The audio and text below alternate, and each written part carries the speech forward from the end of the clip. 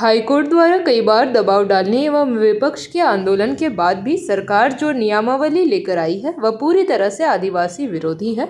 इस सरकार ने पेशा नियमावली के नाम पर आदिवासी समाज को धोखा दिया है।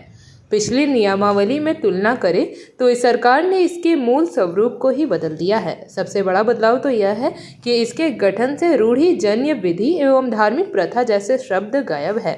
पहले ही पेज पर सरकार ने ग्राम सभा के अध्यक्ष की नियुक्ति के नाम पर पिछला दरवाजा खोल दिया है, जो पेशा अधिनियम की मूल भावना के खिलाफ है। जब भारतीय संविधान की धारा 13(3) का की रूढ़िजन्य प्रथाओं को स्पष्ट तौर पर पहचान दी गई है, तो उसे हटाकर यह सरकार किसको फायदा पहुंचाना चाहती है।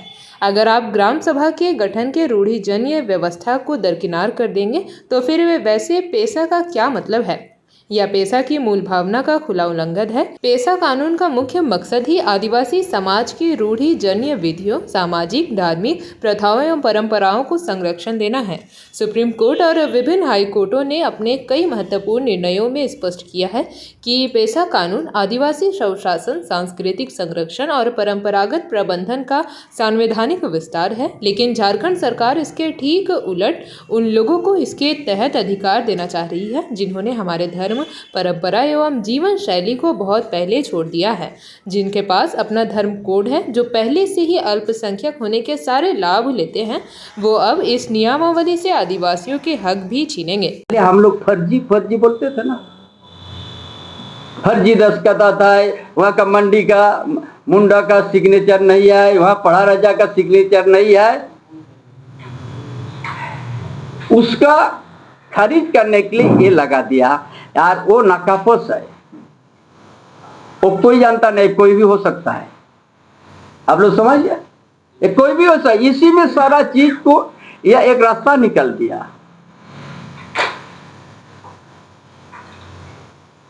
किस तरह का ये ग्राम सभा का आप बोलते हैं, बड़ा हम ताकत दिया है।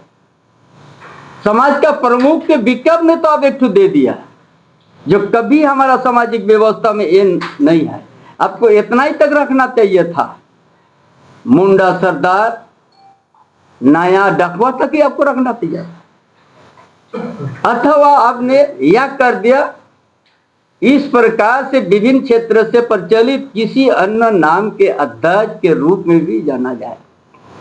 माने आप ये अगर नहीं कर रहे था, आपका जो बिचौलिए जो पहले हम लोग फर्जी कहते थे, उसको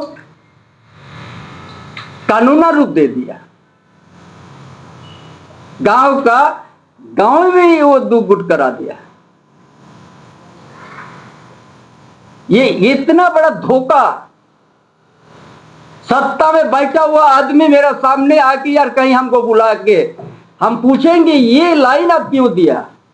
ये सारा चीज तो आपको रास्ता खोल दिया इसी जगह से।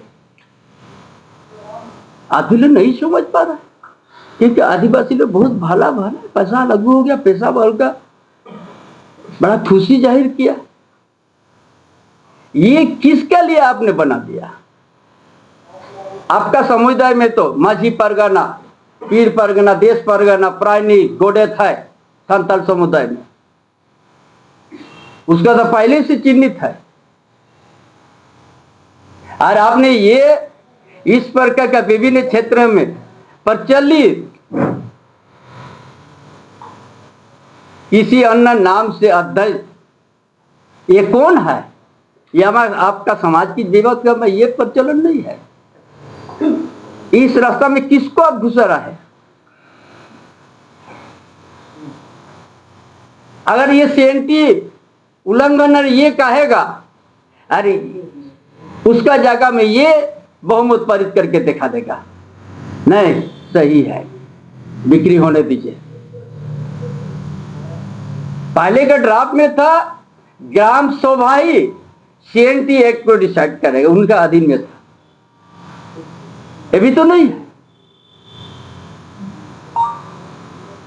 यह राज्यपाल का होना चाहिए था, यहां तो डीसी को ओली ने ताकत दे दिया।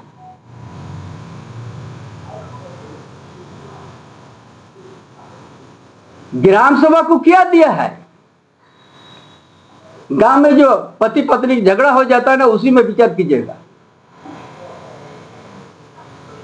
अब बाकी निगरानी करते रहिएगा राशन दुकान। जेपी भारत लाइव, भारत की बात जेपी के साथ। वीडियो को लाइक करें, शेयर करें और चैनल को सब्सक्राइब करें।